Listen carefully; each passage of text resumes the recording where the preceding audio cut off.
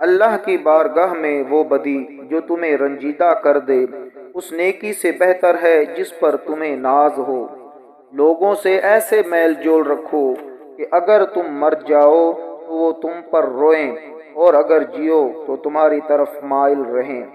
لوگوں میں سب سے بیچارہ وہ ہے جو اپنے لیے دوست حاصل نہ کر سکے، اور اس سے زیادہ بیچارہ وہ ہے جو بنے بنائے دوستوں کو کھو بیٹھے۔ جس کی رفتار کو عمل نے سست کر دیا ہو، نسب اس کی رفتار کو تیز نہیں کر سکتا۔ ترک آرزو سب سے بڑی دولت ہے۔ بھوکے شریف اور سیر شکم کمینے کے حملے سے خائف رہو۔ آج عمل ہوگا، حساب نہیں ہوگا، کل حساب ہوگا، عمل نہیں ہوگا۔ دوستوں کو کھو دینا ایک طرح کی غریب الوطنی ہے۔ جب عقل پختہ ہو جاتی ہے تو باتیں کم ہو جاتی ہیں۔ جب مسائل کے صحیح یا غلط ہونے میں شک ہو جائے تو ہر مسئلے کے انجام کا اس کے آغاز پر اعتبار کیا جائے گا۔ یقین رکھتے ہوئے سو رہنا اس نماز سے بہتر ہے جو شک کی حالت میں ادا کی جائے۔ لوگوں، ایک زمانہ آئے گا جس میں چغل خور کے سوا کوئی مقرب سلطان نہ ہوگا، اور بدکار کے سوا کوئی عالی ظرف نہ ہوگا، اور انصاف پرور کے سوا کسی کو کمزور نہیں سمجھا جائے گا۔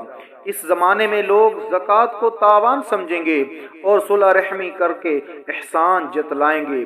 عبادات اس لیے کریں گے کہ فضیلت میں دوسروں سے بالا تر سمجھے جائیں۔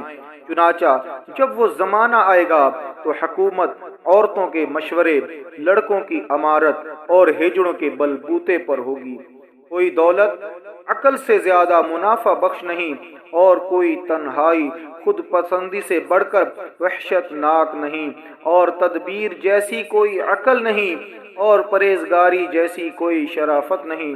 حسن خلق جیسا کوئی ہم نشین نہیں، اور ادب جیسی کوئی میراث نہیں۔ جب زمانہ اور اہل زمانہ پرامن کی فرمان روائی ہو، اور کوئی کسی ایسے شخص سے بدگمانی رکھے جس کا رسوا کن فعل منظر عام پر نہ آیا ہو، تو یقین کر لو کہ اس نے ظلم کیا۔ اور جب زمانہ اور اہل زمانہ پر بد امنی کا غلبہ ہو، اور کوئی شخص دوسرے شخص سے حسن ظن رکھے، تو سمجھ لو کہ وہ خود فریبی کا شکار ہے۔